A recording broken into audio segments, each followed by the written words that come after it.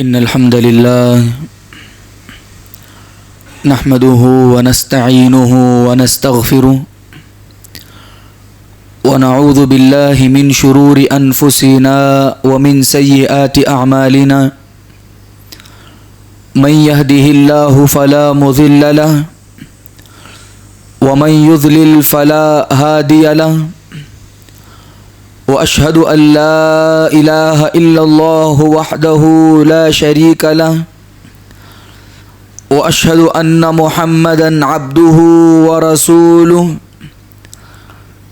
يا أيها الذين آمنوا اتقوا الله حق تقاته ولا تموتن إلا وأنتم مسلمون يا أيها الناس اتقوا ربكم الذي خلقكم من نفس واحدة وخلق منها زوجها وبث منهما رجالا كثيرا ونساء واتقوا الله الذي تساءلون به والأرحام إن الله كان عليكم رقيبا يا أيها الذين آمنوا اتقوا الله وقولوا قولا سديدا يصلح لكم أعمالكم ويغفر لكم ذنوبكم ومن يطع الله ورسوله فقد فاز فوزا عظيما أما بعد فإن خير الحديث كتاب الله وخير الهدي هدي محمد صلى الله عليه وسلم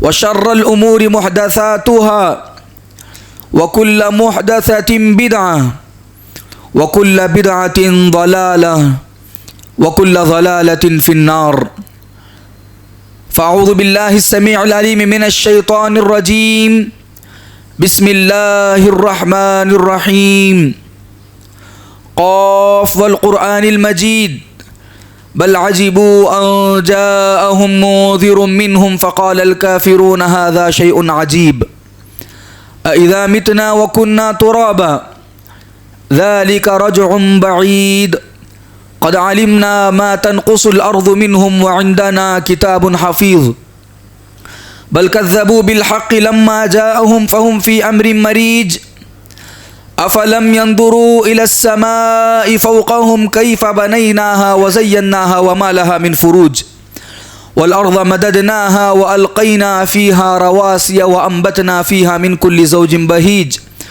تبصرة وذكرى لكل عبد منيب وقال تعالى في مقام آخر يرفع الله الذين آمنوا منكم والذین اوتوا العلم درجات۔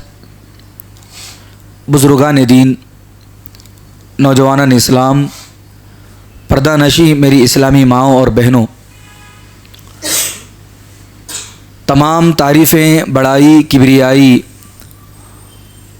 اس اللہ وحدہ لا شریک کے لیے لائق و زیبا ہیں جو ہم تمام کا تن تنہا اکیلا خالق، مالک، پالنہار اور مدبر کائنات ہے۔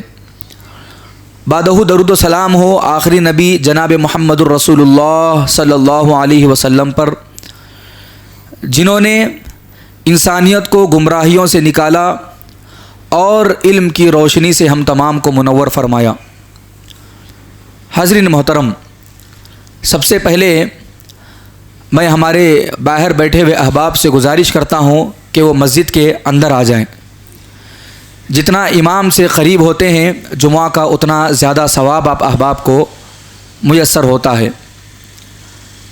محترم حاضرین، آج کے اس پرفتن دور میں ہم میں کا ہر آدمی اپنے بارے میں، اپنی اولاد کے بارے میں، اپنے گھر، اپنے خاندان، اپنے محلے کے بارے میں اسی فکر میں لگا ہوا ہے کہ کیسے ہم اپنے آپ کو، اپنی اولاد کو، اپنے شہر کو فتنوں سے اور پھر اسی طرح سے آزمائشوں سے، مصیبتوں سے نجات دلا سکتے ہیں، بچا سکتے ہیں۔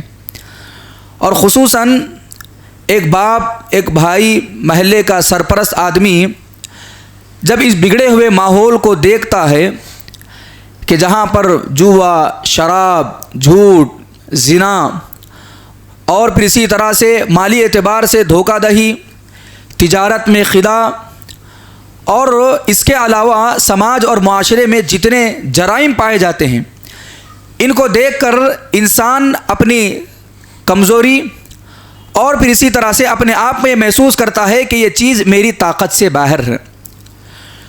اور پھر اسی طرح سے ہماری زندگی میں انفرادی ہو یا اجتماعی اعتبار سے دو فتنے عموماً انسان کو لاحق ہوتے ہیں. کتنے فتنے؟ دو طرح کے فتنے انسان کو بالعموم لاحق ہوتے ہیں. اگر انسان ان دو فتنوں سے بچ جائے تو وہ صحیح دین پر قائم رہے گا اور اس کا راستہ سیدھا جنت کا راستہ ہوگا. وہ دو فتنے ہیں، شبہات کا فتنہ اور دوسرا ہے شہوات کا فتنہ. شبہات کا فتنہ کیا ہے؟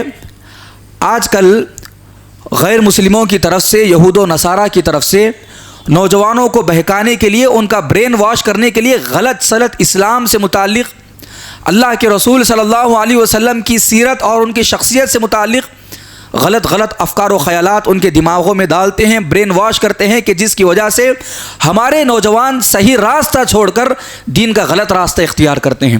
اس کو کہتے ہیں شبہات کا فتنہ. تقدیر سے متعلق مسائل میں لوگ الجھاتے ہیں. نئے مقررین یوٹیوب پر اور سوشل میڈیا پر آتے ہیں، ایسے شبہات دماغ میں ڈالتے ہیں کہ وہ 1400 سال کی پوری تاریخ کے جو صحیح عقیدہ ہوتا ہے اس عقیدے سے وہ بہک جاتے ہیں. یہ ہو گیا شبہات کا فتنہ. اور ایک فتنہ آتا ہے شہوات کا فتنہ. انسان کے نفس میں جو خواہشات ہوتے ہیں، وہ مال کی خواہش ہوتی ہے، وہ زمین جائیداد کی خواہش ہوتی ہے. ان خواہشات کو انسان اپنے دل میں رکھ کر وہ اللہ کی راہ سے غافل ہوتا ہے، اور اکثر و بیشتر لوگ اسی فتنے میں ملوث ہوتے ہیں. شہوت کا فتنہ ان کے دل میں اتنا پیوست ہو جاتا ہے، اتنا مضبوط ہو جاتا ہے اور اتنا گھس جاتا ہے، اللہ کی عبادت میں اس کو لذت اور مزہ نہیں آتا. اللہ سبحانہ و تعالیٰ کی عبادت کرنے میں اس کو وہ شوق نہیں آتا، کیونکہ دل میں اور پھر اسی طرح سے انسان کے ذہن و دماغ میں یہ شہوت کا فتنہ جو ہے بالکل عروج پر ہوتا ہے. اب ان دونوں فتنوں سے بچنے کے لیے انسان یہ نہ سمجھے کہ میں 5 وقت کی نماز پڑھ لوں، انسان یہ نہ سمجھے کہ میں بس ٹوپی جبہ پہن لوں اور مسلمان رہوں. ان فتنوں سے بچنے کے لیے ایک واحد راستہ ہے. وہ راستہ علم کا راستہ ہے، وہ راستہ سیکھنے کا راستہ ہے، وہ راستہ معلومات حاصل کرنے کا راستہ ہے. آپ محترم حاضرین کرام ذرا غور فرمائیں، صحابہ کی جماعت کے بارے میں آپ ذرا مطالعہ کریں. صحابہ کرام کی زندگی کیسی زندگی تھی؟ اللہ کے رسول صلی اللہ علیہ وسلم کو ابھی نبی بنا کر بھیجا نہیں گیا تھا. عرب کے حالات کیا تھے؟ اگر آپ سیرت پڑھتے ہوں گے تو آپ کو یہ بات معلوم ہونی چاہیے کہ صحابہ کے اندر کیسی جہالت تھی اور کیسی تاریکیوں میں پڑے ہوئے تھے. ایک چھوٹی بات ہوتی، ذرہ برابر ان کے اندر آپسی اختلاف ہوتے، صدیوں لڑ پڑتے تھے. گھر میں بچی کی پیدائش ہوتی، علل فور لے جاتے، بچی کو دفنا دیتے، کیونکہ بچی کو وہ سماج اور معاشرہ قبول نہیں کرتا تھا. اور پھر اسی طرح سے جوا بازی، جھوٹ بولنا، زنا کرنا اور لوگوں کا مال لوٹنا، یہ جرائم عام تھے. ان میں سے جاہل بھی تھے اور پھر اسی طرح سے اچھے خاصے بڑے خاندان کے لوگ بھی تھے. اللہ سبحانہ و تعالیٰ نے ایسے سماج اور معاشرے میں اللہ کے رسول صلی اللہ علیہ وسلم کو نبی بنا کر بھیجا، معلم بنا کر بھیجا. اللہ سبحانہ و تعالیٰ نے کہا سورۃ الجمعہ میں، هو الذی بعث فی الامیین رسولا منہم یتلو علیہم آیاتہ ویزکیہم. وہی ذات ہے اللہ سبحانہ و تعالیٰ کی. بعث، اللہ کے رسول صلی اللہ علیہ وسلم کو مبعوث فرمایا، جو امی تھے، پڑھنا لکھنا نہیں جانتے تھے، اللہ کی طرف سے وہی آتی، آپ لوگوں میں وہی کا پیغام پہنچاتے ہیں. اللہ کے رسول صلی اللہ علیہ وسلم کا کام کیا تھا؟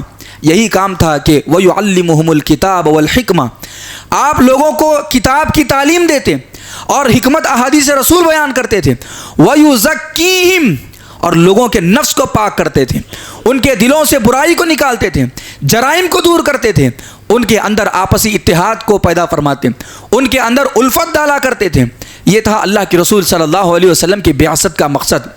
یعنی انسان کی زندگی میں اگر علم آئے گا، معلومات آئیں گی، اگر وہ پڑھے گا لکھے گا، اس کا تعلق مسجد سے ہوگا، دروس سے ہوگا اور پڑھنے پڑھانے سے ہوگا.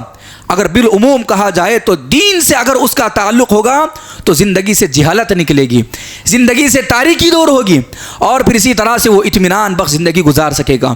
کسی نے بڑی اچھی بات کہی کہ ہم ہمارے جسم کے لیے، بدن کو زندہ رکھنے کے لیے ہم کھانا کھاتے ہیں، انسان 5 گھنٹے 6 گھنٹے برداشت کرتا ہے، اس کے بعد بھوک کی شدت لگتی ہے اور وہ کھانے کے لیے مجبور ہوتا ہے۔ اگر کچھ بھی نہ ہو، انسان کچھ نہ کچھ کھا کر اپنے پیٹ کے لیے گزارا کرتا ہے۔ اس سے کہیں زیادہ بڑھ کر انسان کی اس کے بدن میں ایک سب سے اہم چیز جو ہے وہ روح ہے۔ یاد رکھیں محترم حاضرین، روح انسان کی زندگی میں اور پھر اسی طرح سے اس کی بدن میں ایک سب سے اہم کردار ادا کرتا ہے۔ اگر انسان کے بدن سے روح نکال لی جائے، اگر روح اس سے نکل جائے تو انسان ایک مردہ ہے۔ اب یہ روح کی غذا کیا ہے؟ ہم تو یہ جو غذا کھاتے ہیں یہ ہمارے بدن کی غذا ہے۔ یہ روح کی جو غذا ہے، علماء لکھتے ہیں کہ روح کی غذا علم ہے۔ اگر یہ روح کو علم ملے گا، اگر اس روح کو علم دیا جائے گا تبھی وہ روح مطمئن ہوگی۔ اگر اس روح کو علم نہ دیا جائے، یہ روح 1 دن 2 دن 3 دن مہینہ 2 مہینے نہیں پڑھے گی اور اس کو وہ اطمینان بخش فطرت کا جو علم ہے وہ نہیں پہنچے گا، یہ روح بے چین رہے گی، یہ روح مضطرب رہے گی اور یہ روح علم کی تلاش میں رہے گی۔ جب کبھی وہ کچھ مسئلے مسائل سنے گی، جب کبھی وہ کچھ علم حاصل کرے گی تو تب جا کر یہ روح کو اطمینان ملے گا۔ حضرت محترم، بتانے کا مقصد کیا ہے؟ بتانے کا مقصد یہ ہے کہ علم سے انسان سے جہالت دور ہوتی ہے۔ بندہ پڑھتا ہے تو جہالت دور ہوتی ہے، علم سے انسان کو سکون ملتا ہے اور علم سے انسان کو رفعت اور بلندی ملتی ہے، علم سے انسان کو مقام اور مرتبہ ملتا ہے، علم سے انسان کو جنت کا راستہ آسان ہوتا ہے اور اسی طرح سے علم سے انسان صحیح راستے پر ہوتا ہے اور علم سے ہی انسان جنت کو حاصل کر سکتا ہے۔ اللہ سبحانہ و تعالیٰ نے حضرت آدم علیہ السلام کی تخلیق فرمائی اور فرشتوں کو بلایا، کہا کہ میں ایسی مخلوق پیدا کر رہا ہوں اور ان کی ایک شرف والی بات یہ ہے کہ میں ان کو علم دے رہا ہوں۔ وَعَلَّمَ آدَمَ الْأَسْمَاءَ كُلَّهَا، اللہ سبحانہ و تعالیٰ نے حضرت آدم علیہ السلام کو پیدا کرنے کے بعد فرشتوں سے جو امتیاز بخشا اور فرشتوں سے اللہ سبحانہ و تعالیٰ نے حضرت انسان کو ایک جو بڑا مقام اور مرتبہ عطا کیا، وہ اسی بنیاد پر کہ اگر انسان کے پاس علم ہے اور وہ علم دنیا کا علم نہیں، یاد رکھے محترم حاضرین کرام، آپ کو تجارت آتی ہوگی، آپ کو کھیتی باڑی آتی ہوگی، آپ کو عمارتیں بنانا آتا ہوگا، آپ کو دوسرے کئی کام آتے ہوں گے، یہ آپ کی دنیاوی ضرورت ہے اور یہ وقتی ضرورت ہے۔ یہ علم آپ کی دنیا کی بھی ضرورت ہے اور مرنے کے بعد آخرت کی بھی ضرورت ہے۔ اللہ سبحانہ و تعالیٰ نے حضرت آدم علیہ السلام کی تخلیق فرمائی، تخلیق فرما کر فرشتوں کو بلایا، کہا کہ ہم نے آدم علیہ السلام کو علم عطا فرمایا ہے۔ وَعَلَّمَ آدَمَ الْأَسْمَاءَ كُلَّهَا ثُمَّ عَرَضَهُمْ عَلَى الْمَلَائِكَةِ، پھر اللہ سبحانہ و تعالیٰ نے ملائکہ پر پیش کیا، فَقَالَ أَنْبِئُونِي بِأَسْمَاءِ هَؤُلَاءِ إِن كُنتُمْ صَادِقِينَ، فرشتوں سے پوچھا کہ اس حضرت آدم علیہ السلام کے شرف اور مقام اور مرتبے میں بڑھنے کا ایک بڑی وجہ جو بتائی جاتی ہے وہ علم ہے۔ اگر بندہ علم حاصل کرے گا تو اللہ کے پاس وہ مقرب ہوگا۔ جو بندہ علم سے عاری ہے، جو بندہ علم سے خالی ہے اور یہ درس و دروس کو، جمعہ کے خطبات کو اور ان دینی مجالس کو وہ ہلکے میں لیتا ہے، معمولی سمجھتا ہے اور 4 باتیں یوٹیوب پر اور پھر اسی طرح سے ادھر ادھر پڑھ کر یہ سمجھتا ہے کہ میں بڑا عالم ہوں، بڑا علامہ ہوں، یہ شیطان کا دھوکہ ہے۔ یاد رکھیے، آج ہماری مسلمانوں کی ذلت، رسوائی اور پھر اسی طرح سے ہم جس ملک اور جس ماحول میں رہتے ہیں، یہ غیر مسلموں کے درمیان ہم رہتے ہیں، ایسے موقع پر حکمت کو جاننا، تعلیم حاصل کرنا اور ہمیں اللہ کے رسول صلی اللہ علیہ وسلم نے جو اخلاق سکھائے ہیں، ہمارے دین کی ہمیں کیا تعلیمات ہیں، یہ تعلیمات کو ہم نے چھوڑ دیا ہے کہ جس کی وجہ سے دشمن ہم پر آج حاوی ہیں، دشمن ہم پر آج کنٹرول کر رہے ہیں، آج ہم در در کی ٹھوکریں کھا رہے ہیں۔ کیوں؟ اس کے کئی مادی اسباب ہو سکتے ہیں، کئی دیگر وجوہات ہو سکتی ہیں، اگر میں کہوں اس کی سب سے بنیادی وجہ علم ہے۔ یاد رکھیں، آپ صحابہ کرام کی زندگی کی مثال دے رہا تھا، وہ کیسی قوم تھی، اللہ سبحانہ و تعالیٰ نے ان کے درمیان میں نبی کو بھیجا، اللہ کے رسول صلی اللہ علیہ وسلم آئے، آپ نے ان کو مکے کی 13 سالہ زندگی میں کوئی فوج نہیں بنائی، آپ نے ان کو کوئی طاقتور نہیں بنایا، اللہ کے رسول صلی اللہ علیہ وسلم نے کوئی تجارت کا حربہ نہیں سکھائے، بلکہ نبی اکرم صلی اللہ علیہ وسلم کا کام یہ تھا کہ آپ وہی کی آیتیں پڑھتے، قرآن سمجھاتے، دین سکھاتے، اخلاق سکھاتے اور صبر کی تعلیم دیتے، کہ جس کی وجہ سے صحابہ کرام اتنے مضبوط ہوئے کہ پھر وہ مدینے میں جا کر ایک انقلابی زندگی انہوں نے گزاری۔ اس کے بعد نبی کا انتقال ہوا، اللہ کے رسول صلی اللہ علیہ وسلم کیا دے کر گئے؟ اللہ کے رسول کی جب وفات ہوئی تو کوئی دولت اور کوئی آپ کے پاس ایک بڑی بادشاہت نہیں تھی، جو عموماً بادشاہوں کے پاس خزانے ہوا کرتے ہیں، بڑے نوکر چاکر نہیں تھے، انبیاء جو دے کر جاتے ہیں وہ دین دے کر جاتے ہیں. انما ورثوا العلم. انبیاء اپنے وارثین کو، اپنے امتیوں کو دین دے کر جاتے ہیں. نبی دین دے کر گئے، صحابہ نے اس دین کو لیا، اس کے اصولوں کو سمجھا اور پھر پوری دنیا پر وہ حاکم بنے. اللہ سبحانہ و تعالیٰ نے دیکھتے ہی دیکھتے ان کو بڑا مقام اور مرتبہ عطا فرمایا. آج ہماری امت مسلمہ کی ذلت اور رسوائی، ان کے مار کھانے، دشمنوں کے ان کے اوپر حاوی ہونے کے ایک بنیادی اور سب سے پہلی سبب یہ ہے کہ ہم شرعی علم سے دور ہیں. ہمیں قرآن پڑھنا نہیں آتا، ہمیں قرآن کی تعلیمات نہیں معلوم ہے، ہمیں اللہ کے رسول صلی اللہ علیہ وسلم کی احادیث کا علم نہیں ہے، ہم اس کو بالکل معمولی سمجھتے ہیں. اگر کوئی بچہ ڈاکٹریٹ کی ڈگری حاصل کر لے، کوئی بچہ جو ہے اچھا ہنر سیکھ لے، ہم خوش ہو جاتے ہیں. اگر وہیں پر کوئی بچہ مدرسے سے پڑھ کر آ جائے، ہم سمجھتے ہیں اب یہ کیا زندگی گزارے گا، اس کے پاس کیا ہے، سماج اور معاشرے میں اس کا کیا مقام اور رتبہ ہے. اللہ اکبر. یہ معلوم ہوتا ہے کہ ہم نے دین کو کتنی ترجیح دی. اللہ سبحانہ و تعالیٰ نے جو شریعت ہمیں عطا فرمائی، پوری 23 سالہ زندگی اللہ کے رسول صلی اللہ علیہ وسلم یہی پڑھتے رہے، یہی صحابہ کرام کو پڑھاتے رہے اور بتایا کہ یہ سیکھو گے، یہ پڑھو گے تو دنیا اور آخرت میں کامیاب رہو گے. اگر اس سے دور رہو گے تو یاد رکھو پھر در در کی ٹھوکریں کھانا پڑے گا. تم دنیا میں کتنی بھی ترقی کیوں نہ کر لو، تم دنیا میں کتنا ہی مقام اور مرتبہ کیوں نہ حاصل کر لو، اللہ سبحانہ و تعالیٰ کے پاس تمہارا کوئی مقام اور مرتبہ نہیں ہے. میں 2-3 مثالیں دیتا ہوں کہ ہم ہماری دینی تعلیم سے کتنا دور ہیں. ہماری بچیاں آج کے زمانے میں آپ دیکھ رہے ہیں ارتداد کے فتنے کتنے تیزی سے پھیل رہے ہیں. ہماری مسلم بچیاں دن بدن غیر مسلم جو ڈاکو قسم کے، غنڈہ قسم کے، اور پھر اسی طرح سے ہماری بچیوں کو اچک کر اور ان کو محبت کا جھانسا دے کر ان کو لے کر جا رہے ہیں، مارنا، ان کو ستانا اور ان کے ساتھ شادیاں کرنا اور ان کے ساتھ جو ہے کھیل کھلواڑ کرنا اور پھر ان کے جو ہے ان کے نفس کے ساتھ جو ہے ان کی عزت کو ملیا میٹ کرنا اور ان کو اسی طرح سے پھینکنا. ایسے لاکھوں کے واقعات، سووں کے نہیں، ہزاروں کے نہیں بلکہ لاکھوں کے واقعات آپ شہروں میں اس طرح سے دیکھنے ملیں گے. آج بھی ہماری مسلم بچیاں غیر مسلموں پر شادی کرنے سے فخر محسوس کرتی ہیں. ہماری اسلامی تعلیمات کیا ہیں؟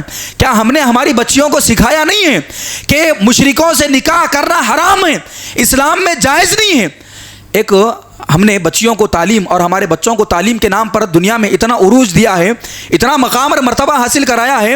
ایک قریب میں ایک بچی ایک بہت بڑا امتحان پاس کی، UPSC جسے ہم کہتے ہیں. اگر آپ احباب جانتے ہوں گے UPSC کا امتحان ہندوستان میں بڑے امتحانوں میں سے مانا جاتا ہے. اگر کوئی ایک بچہ بھی پوری کمیونٹی سے وہ امتحان کلیئر کر لے تو پورا گاؤں اس پر فخر محسوس کرتا ہے کہ ہمارے محلے سے ایک بچہ UPSC امتحان کلیئر کیا ہے. ایک بچی، مسلمان بچی، بڑی محنت کے ساتھ، مشقت کے ساتھ، شوق کے ساتھ وہ پڑھی لکھی اور اس نے اس امتحان کو کلیئر کیا. امتحان کو کلیئر کرنے کے بعد وہ جہاں پر بڑے لوگوں میں انٹرویو دینا ہوتا ہے، سوالات جوابات ہوتے ہیں، اس سے کسی نے پوچھا تم نے دنیا کی تعلیم تو بڑی حاصل کی، بہت محنت کی، دن میں 15 گھنٹے 18 گھنٹے بیٹھ کر تم یہ قانون دان کی تعلیم پڑھتی تھی، ذرا بتاؤ اسلام میں عورتوں کے کیا حقوق ہیں؟ پوچھنے والے نے کیا پوچھا؟ اسلام میں عورتوں کے کیا حقوق ہیں؟ اور بچی وہ ان پڑھ نہیں، جاہل نہیں، اس کے پاس ایسا بھی نہیں ہے کہ معلومات نہیں ہے، بلکہ ایسی جو پوری ہندوستان میں مسلمانوں کی نمائندگی کر رہی ہے. ایسی بچی سے جب سوال کیا گیا اسلام میں عورتوں کے کیا حقوق ہیں تو اس نے دھڑلے سے جواب دیا کہ اسلام میں عورتوں کے حقوق ہی نہیں ہیں، ہمارے قرآن میں عورتوں کے کچھ حقوق ہی نہیں بتائے گئے ہیں. اللہ اکبر. اس بچی کو کیا صاف الفاظ میں بتانا چاہیے تھا کہ قرآن میں اللہ سبحانہ و تعالیٰ نے عورتوں کے کتنے حقوق دیے ہیں. اللہ سبحانہ و تعالیٰ نے قرآن میں عورتوں سے متعلق ان کے نام سے سورۃ النساء ایک سورت ہی نازل فرما دی ہے. آپ ذرا تصور کریے کہ ہماری بچیاں دین کی تعلیم سے کتنا دور ہیں. اللہ اکبر. میں اپنا ذاتی ایک واقعہ بتاتا ہوں کہ ہم نے ہمارے بچوں کو دنیا کی تعلیم کے نام پر بہت دور کر دیا ہے، بہت ان کو اونچا اٹھا دیا ہے. ہمارے بچوں کو نماز کا طریقہ نہیں معلوم ہے، ہمارے بچوں کو طہارت کے احکام و مسائل نہیں معلوم ہے، ہمارے بچوں کو روزے کے جو بنیادی احکام ہیں وہ نہیں معلوم ہے، اور ہمارے بچوں کو جنازے کے احکام مسائل، جنازے کی دعا یاد نہیں ہے. میرے پاس شہر بنگلور میں ایک ڈاکٹر بہت بڑے لندن میں پریکٹس کر رہے ہیں، ان کے والد کا انتقال ہوا. نماز جنازہ کے لیے جب بلایا گیا، میں پہنچا. باپ کی نماز جنازہ. ہمیں ذرا غور و فکر کرنا چاہیے کہ ہم ہمارے بچوں کو کس راہ پر لے کر جا رہے ہیں، کتنا ہم نے ان کو دین سکھایا ہے. ایک بوڑھے شخص کا انتقال ہوا. ان کا بچہ کہاں سے آیا؟ لندن سے آیا، ڈاکٹر ہے. جیسے ہی آ کر پہنچا تو میں نماز جنازہ کے لیے گیا تو بچہ کہتا ہے کہ مول صاحب پورے سفر میں دعائے نماز جنازہ کی دعا یاد کرنے کی کوشش کر رہا تھا، یاد نہیں ہو سکی۔ اللہ اکبر، اللہ اکبر۔ ایسی تعلیم کا فائدہ کیا ہے؟ جو تعلیم انسان کو یہ نہ سکھا سکے کہ اپنے باپ کے انتقال پر تم مغفرت کی دعا کر سکو، جو تعلیم ہمیں یہ نہ دے سکے کہ مرنے کے بعد ہم اپنے باپ کے لیے مغفرت کی دعا کر سکیں، ایسی تعلیم کا اور پھر اسی طرح سے اور ایسی بلندی کا، ایسی رفعت کا فائدہ کیا ہے کہ جو ہمارے باپ کے نماز جنازہ پر ہم باپ کے حق میں دعا نہ کر سکیں۔ اللہ اکبر۔ اسی لیے محترم حاضرین کرام، شریعت اسلامیہ ہمیں سب سے زیادہ تعلیم حاصل کرنے پر ابھارتی ہے۔ اللہ کے رسول صلی اللہ علیہ وسلم پر سب سے پہلی وحی اللہ کے رسول صلی اللہ علیہ وسلم پر جو نازل ہوئی وہ پڑھنے سے متعلق نازل ہوئی۔ اللہ کے رسول صلی اللہ علیہ وسلم غار حرا میں تھے، اللہ سبحانہ وتعالیٰ نے حضرت جبرائیل علیہ السلام کے ذریعے سے وہی نازل فرمائی، کہا کہ اے محمد صلی اللہ علیہ وسلم اقرأ، پڑھو، بسم ربک الذی خلق، اپنے رب کے نام سے، خلق الانسان من علق، اقرأ وربک الاکرم۔ پھر دوسری مرتبہ تاکید کے طور پر کہا گیا کہ پڑھو اپنے رب کے نام سے جو بڑا مہربان ہے۔ تم سیکھو تو صحیح، تم کوشش تو کرو، تم بیٹھو تو صحیح، تم اپنے آپ کو اس دین کی تعلیم کے لیے وقت کرو، اپنا وقت تو لگاؤ، اپنے کاروبار اور کام کاج کو چھوڑو، اللہ سبحانہ و تعالیٰ تمہیں مقام اور مرتبہ دے گا، اللہ تمہارے دلوں کو کھولے گا۔ آج ہمارے سماج میں ایک بہت بڑی برائی یہ ہے کہ نہیں قرآن ہمارے لیے نہیں ہے، ہم نے فلاں کتاب کو مخصوص کر لیا ہے، اس کو اتنا ہی پڑھتے ہیں۔ اللہ نے قرآن ہمارے لیے نازل کی ہے، یہ احادیث مبارکہ اللہ کے رسول صلی اللہ علیہ وسلم نے ہمارے لیے بتائیں۔ ہم میں کا ہر فرد، ہر آدمی، ہر عورت اور ہر بچہ اس بات کا ذمہ دار ہے کہ ہم دین کی تعلیم کو حاصل کریں، بیٹھ کر پڑھیں۔ اگر نہیں آتا ہے، ہماری دنیاوی ذمہ داریوں کو چھوڑ کر ہم آ کر بیٹھیں۔ میں نے صحابہ کرام کی آپ کے سامنے مثال دی۔ اللہ کے رسول صلی اللہ علیہ وسلم جب دین لے کر آئے تو صحابہ کرام بچے نہیں تھے، ان میں بچے بھی تھے، نوجوان بھی تھے، ادھیڑ عمر کے تھے، بوڑھے بھی تھے۔ کسی نے یہ نہیں کہا کہ ہماری عمریں نکل گئی ہیں، اب اسلام آیا ہے، اب ہماری پڑھنے لکھنے کی عمر نہیں ہے، بلکہ کسی صحابی نے یہ شکایت نہیں کی۔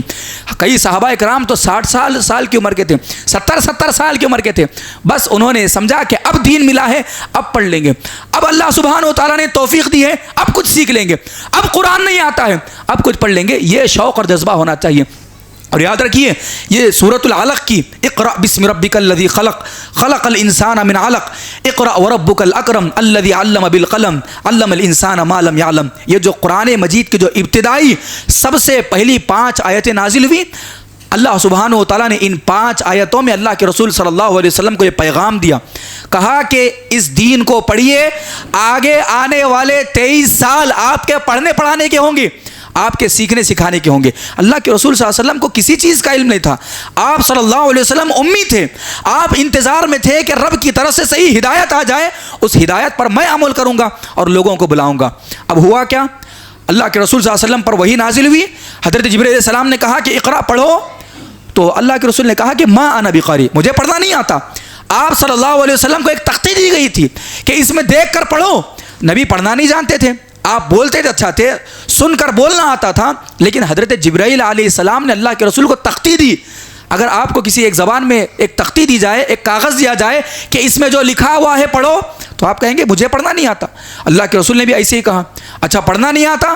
پھر حضرت جبرائیل علیہ السلام نے کہا کہ اقرأ بسم ربک الذی خلق، یہ لو تختی پڑھو۔ اللہ کے رسول نے کہا کہ ما انا بقاری، میں پڑھنے والوں میں سے نہیں ہوں، مجھے پڑھنا لکھنا نہیں آتا ہے۔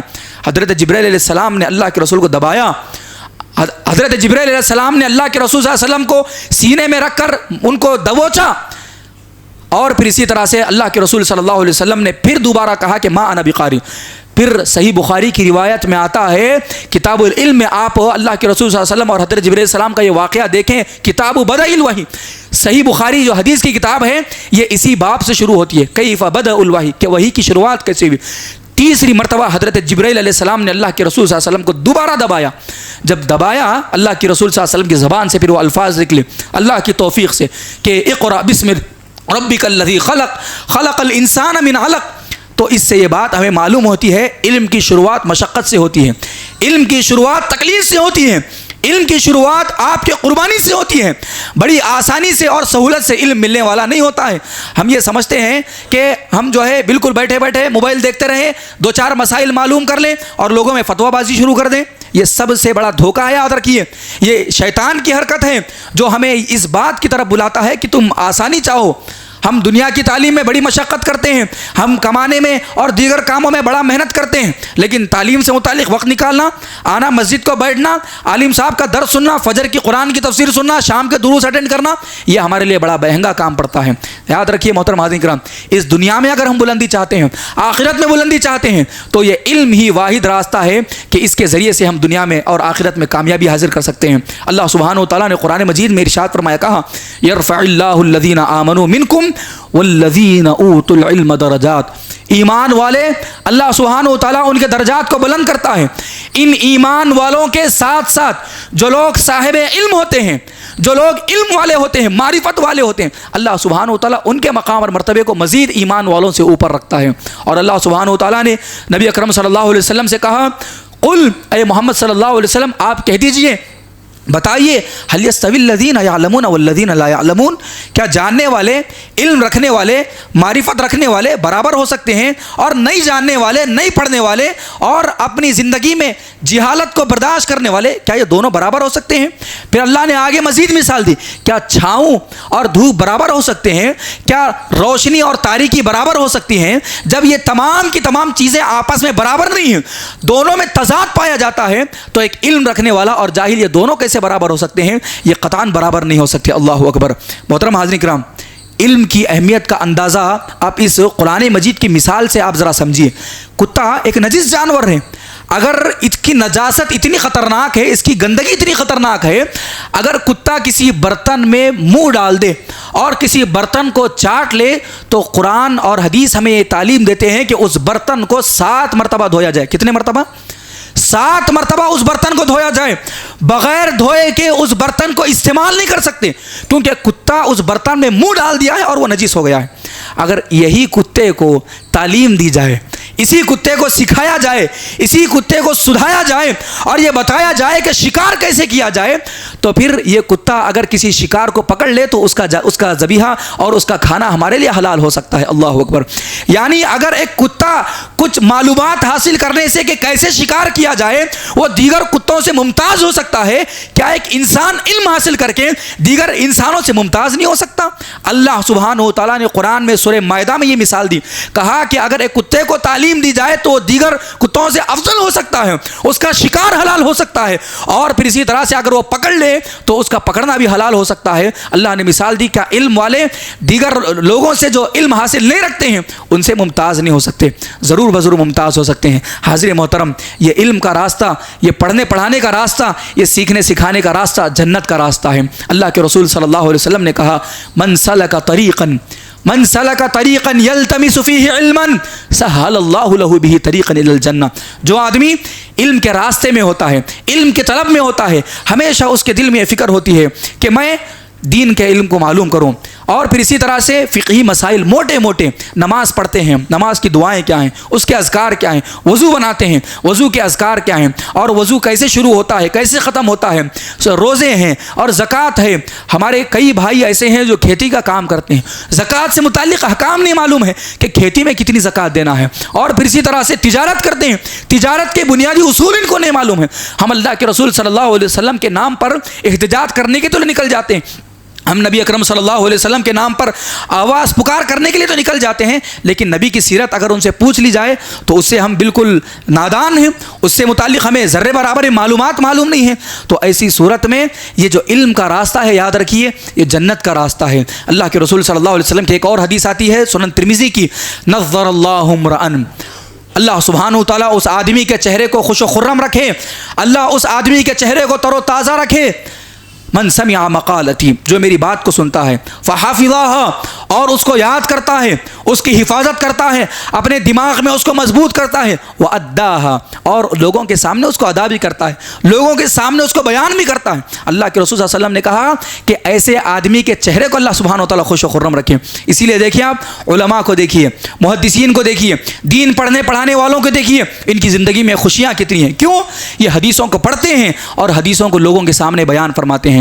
حاضر محترم، اللہ کے رسول صلی اللہ علیہ وسلم کی ایک اور حدیث حضرت معاویہ بن ابی سفیان رضی اللہ عنہ راوی ہیں، صحیح بخاری اور مسلم میں موجود ہے کہ آپ صلی اللہ علیہ وسلم نے ارشاد فرمایا کہ من یرید اللہ بہ خیرا یفقہہ فی الدین، اللہ سبحانہ و تعالیٰ جس بندے کے ساتھ خیر اور بھلائی کا ارادہ کرتا ہے ایسے بندے کو دین کی سمجھ اور فقہ عطا فرماتا ہے۔ تجارت کی فقہ تو بہت لوگوں کو ہوگی، اور زمین جائیداد کو کیسے حاصل کرنا ہے، کیسے لینا ہے، کیسے کمانا ہے، اس کی فقہ بہت لوگوں کو ہوگی۔ یہ سمجھ اور یہ علم ایک کافر کو بھی ہو سکتا ہے، ایک مسلمان کو بھی ہو سکتا ہے، یہ سمجھ ایک جاہل کو بھی ہو سکتی ہے اور ایک مسلمان کو بھی ہو سکتی ہے، لیکن دین کی سمجھ اللہ ہر ایک کو عطا نہیں کرتا، یاد رکھیے۔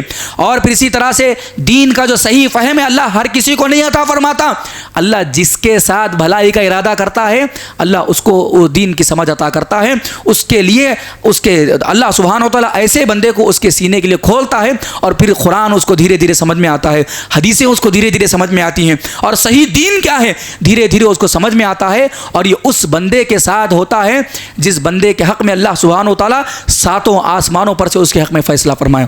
محترم حاضرین کرام، ہمارے سماج اور معاشرے میں جہالت بہت زیادہ ہے، دین کے علم کو لوگ بڑا معمولی سمجھتے ہیں۔ اللہ سبحانہ و تعالیٰ نے قرآن مجید میں کافروں کی مذمت فرمائی، یعلمون ظاہرا من الحیات الدنیا وہم عن الآخرۃ ہم غافلون۔ کافروں کی ایک بڑی بری صفت یہ ہے کہ آخرت کے علم سے وہ غافل ہیں۔ آخرت کیا ہے، مرنے کے بعد کیا ہوگا، کون سے سوالات ہوں گے، اور قبر میں کیا حالات ہوں گے، اور محشر میں کیا حالات ہوں گے، اور مرنے کے بعد جو جو چیزیں ہمارے لیے کام آنے والی ہیں، ان چیزوں سے وہ غافل ہیں۔ ہمارا معاملہ بھی ایسی ہے، ہم مسلمانوں کو پوچھئے دین کے بارے میں ذرہ برابر بھی علم نہیں ہے، اور دنیا کے بارے میں ان کو تجارت کرنا اچھا آتا ہے، ان کو حساب و کتاب اچھا آتا ہے، اور ان کو انجینئرنگ اچھی آتی ہے، اور ان کو کھیتی باڑی کا خوب علم ہوتا ہے۔ دین کے بارے میں، نماز کے بارے میں نہیں معلوم ہے، نماز کی دعائیں نہیں معلوم ہے، جنازے کی دعا نہیں معلوم ہے، وضو کا طریقہ نہیں معلوم ہے، اور پھر اسی طرح سے موٹے موٹے احکام و مسائل ان کو نہیں معلوم ہے۔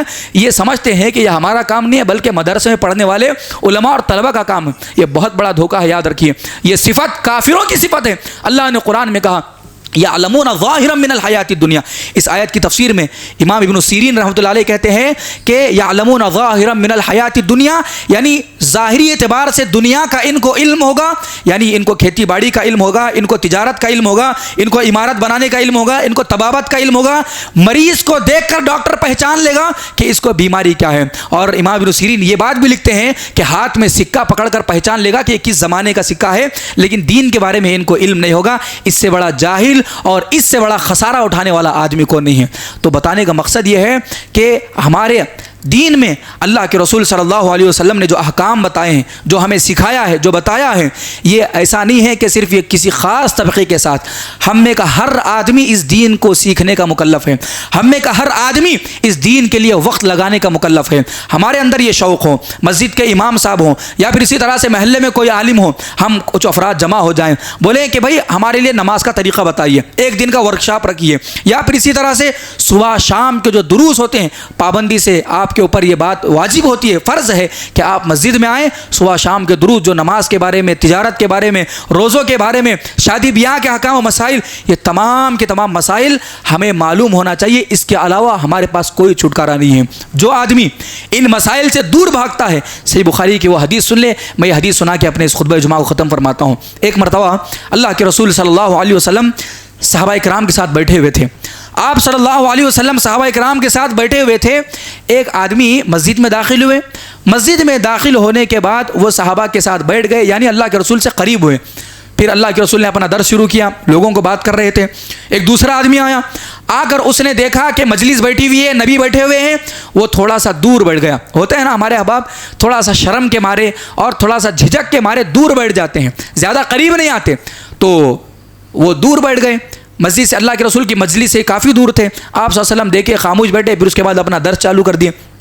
پھر ایک تیسرا آدمی آیا، آنے کے بعد اس نے مسجد میں جھانکا، جھانک کر نکل گیا کہ درس چل رہا ہے، اندر جاؤں گا تو بیٹھنا پڑے گا، یا اس کی اپنی شرم و حیا تھی، مسجد میں جھانک کر نکل گیا، وہ اللہ کے رسول صلی اللہ علیہ وسلم سے قریب نہیں آیا۔